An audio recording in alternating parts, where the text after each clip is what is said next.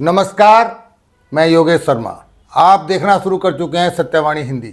जो Biden Israel पहुंच चुके हैं और वहां के राष्ट्रपति बेंजामिन नेतन्याहू ने उनका स्वागत किया है। दोनों गले मिल रहे हैं। ये डिप्लोमेटिक टूर कहा जा सकता है, लेकिन उम्मीद बहुत कम है।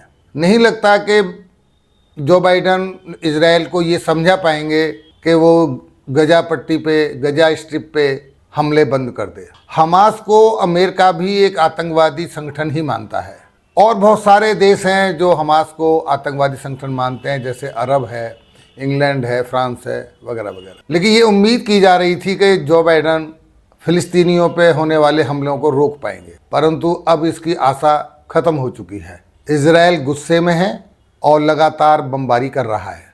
देखिए, आपको एक जानकारी देना चाहूँगा। यहूदी हजारों साल से सताए हुए लोग हैं। इनको दर बदर होना पड़ा, कहीं कहीं जाके ये बसे। फिर हिटलर ने एक बहुत बड़ा जेनोसाइड किया इनका, जिसको होलोकास्ट का नाम दिया जाता है। इस तरह की घटनाएं इनके जीवन में होती रहीं और इस सब ने इनको इतना कट्टर बना दिया है, इतना कट्टर कहें या कहें कि इतना बेरहम दिल बना दिया है कि अब ये अपने एक आदमी की मौत पर 50 आदमी का एवरेज लेकर चलते हैं। 2006 से हमास अस्तित्व में आया और 2007 में उसने गजा पट्टी पे 2007 में हमास ने गजा पट्टी पे कब्जा कर लिया। उसके कब्जे के बाद में हर साल 6 महीने में हमास इजराइल पर रॉकेट छोड़ता रहता है और एक रॉकेट छोड़ने के बाद में इजराइल उसका 1000 रॉकेट छोड़कर जवाब देता है। फिलिस्तीनियों का बहुत नुकसान हुआ इसमें। बेचारे निर्दोष फिलिस्तीनी मारे जा रहे हैं। आज भी वही हो रहा है और ये नया नहीं है। अभी साल या 1.5 साल हुआ है, तब भी ये हुआ था। हमास ने कुछ रॉकेट दाग दिए, उसमें 10, 20, 50 इजरायलियों की मौत हो गई और फिर इजराइल ने अपना तोपखाना खोल दिया। कितने फिलिस्तीनी मारे जाते हैं। लेकिन फिलिस्तीनी खुद हमास का विरोध नहीं करते हैं, ये विडंबना है। मीडिया बहुत सारे देशों में आज भी लेफ्ट के हाथों में नाचता है। भारत में भी काफ़ी लेफ्टिस्ट पत्रकार हैं, ऐसा हर देश में है। एक मज़े की बात यह है कि लेफ्टिस्ट पत्रकार इस्लाम का साथ देते हैं उन देशों में जहां इस्लाम की सत्ता नहीं है, जहां शरिया नहीं है, जहां इस्लामिक कंट्री नहीं है। लेकिन जहां इस्लामिक कंट्री है वहां पर इनकी एंट्री बंद हो जाती है। भारत में भी यही हो रहा है। यहाँ भी कई पत्रकार हैं जो एक तरफा बात करते हैं। ये लेफ्ट का एक मिशन रहा है, हर देश को तोड़ने का एक प्लान रहा है। लेकिन मैं दाद दूंगा मुस्लिम देशों की कि वो इनको अपने यहाँ एंट्री नहीं देते। शायद वो इनकी चाल से बखूबी वाकिफ़ हैं। ऐसा इंग्लैंड के मीडिया में भी है, अमेरिका के मीडिया में भी है। अभी एक घटना है 2 दिन पहले की कि बेल्जियम में एक मुस्लिम ने AK-47 से स्वीडन से आए नागरिकों की हत्या कर दी। बाद में पुलिस ने उसको मार दिया, ये एक अलग बात है। लेकिन उसने अपने आप को बताया कि मैं ISIS का एजेंट हूँ और हमास का बदला ले रहा हूँ। मुस्लिम तो सारे देश में हैं, सभी देशों में हैं। इंग्लैंड में, बेल्जियम में, अमेरिका में, फ्रांस में, हर जगह है। तो ये खतरा तो हर जगह हो चुका है। उधर अमेरिका के विदेश मंत्री भी कई देशों की यात्रा पर हैं, लेकिन कहीं भी उन्हें कामयाबी नहीं मिली है। हर जगह से एक ही चीज़ की मांग की जा रही है कि हमला रुकवाइए। लेकिन यहाँ एक बड़े कमाल की बात मैं बताता हूँ आपको। जितने भी यूरोपियन देश हैं उनमें जो मुस्लिम आबादी है वो ज़्यादातर असाइलम जिन लोगों को मिला है उनकी आबादी है, मैं हो चाहे वो अमेरिका में हो। लेकिन कोई मुस्लिम देश किसी मुस्लिम को असाइलम नहीं देता है। आपको जान के ताज्जुब होगा कि जो 10-12 लाख लोग फ़िलिस्तीन के बेघर हुए हैं उनको उनकी सीमाओं से लगे मुस्लिम देश कोई भी लेने को तैयार नहीं। इजिप्ट ने अपने दरवाजे बंद कर दिए हैं।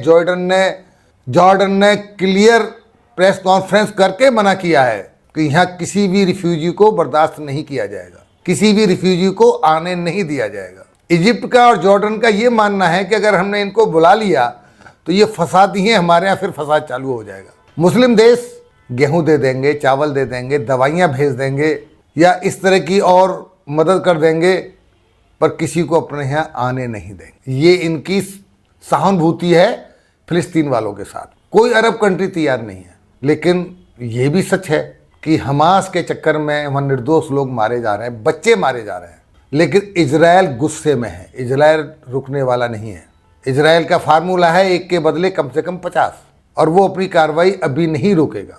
लेकिन इजराइल को हमास को नेस्तनाबूद करना भी आसान नहीं है, क्योंकि पूरे गजा पट्टी में सुरंगें जो बनी हुई हैं उनके अंदर वो हैं, और आज भी वहां से वो रॉकेट दाग रहे हैं। 1-2 रॉकेट वहां से आज भी दागे जाते हैं, और उनके बयान आते हैं कि हमारे पास में आपके इतने हॉस्टेज हैं। जैसे ही जो हॉस्टेज की कहानी सामने आती है, इजराइल फिर गुस्से में आ जाता है। हमास वालों ने जो हॉस्टेज हैं उनके पास बच्चे, औरतें, बीमार लोग, उनकी तीमारदारी की कुछ वीडियो डाली हैं, कुछ फोटो डाली हैं सोशल मीडिया पे। ये एक मजाक है। कई लेफ्ट के पत्रकार इनको बड़े नए अंदाज में दिखा रहे हैं। अरे जिन बच्चों को तुम दूध पिला रहे हो, गोद में खिला रहे हो, उनके माँ बाप के साथ तुमने क्या किया ये भी साथ साथ बताओ ना।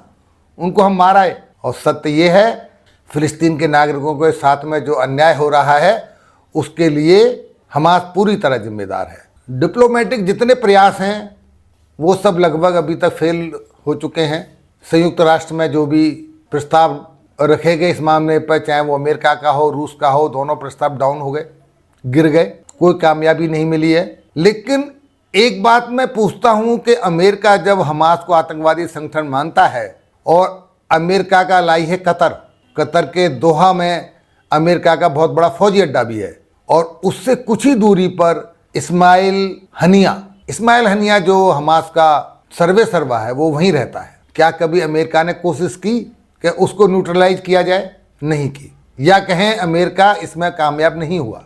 लेबनान के फ्रंट से हिजबुल्लाह एंटी टैंक मिसाइल चला रहा है, और उससे इजराइल को काफ़ी नुकसान भी हो रहा है। इजराइल ने उसको भी जवाब देना शुरू कर दिया है। देखने की बात है कि कतर की अभी मैंने बात की दोहा में ईरान के फॉरेन मिनिस्टर जाते हैं, इस्माइल हनिया के साथ में गलबैयाँ डालते हैं। तो ये सब चीज़ें कहाँ ले जा रही हैं, ये हमारी और आपकी समझ से बाहर है। अगर आपके पास में इसका कोई सटीक आंसर है तो कमेंट सेक्शन में ज़रूर दीजिए। मुझे समझ नहीं आ रहा है कि आगे क्या होने वाला है। लेकिन हाँ, एक बात ज़रूर है कि अगर इजराइल दबाव में आएगा, इजराइल अगर इनसे पिछड़ेगा, तो अमेरिका खुल के इजराइल का साथ देगा, क्योंकि ये अमेरिका की पॉलिसी को सूट करता है। अमेरिका पूर्व मध्य में अपना एक ठिकाना बनाए रखना चाहता है। ये उसकी एक चाल है, या समझे ये उसकी एक पॉलिसी का हिस्सा है। इसलिए वो इजराइल को ख़त्म नहीं होने देगा, ये सच्चाई है। साथियों, मेरा आपसे अपील है, चैनल सब्सक्राइब जरूर करें, लाइक करें, शेयर करें, और नोटिफिकेशन बेल ऑन कर दें, ताकि अगली वीडियो आपको मिलती रहे।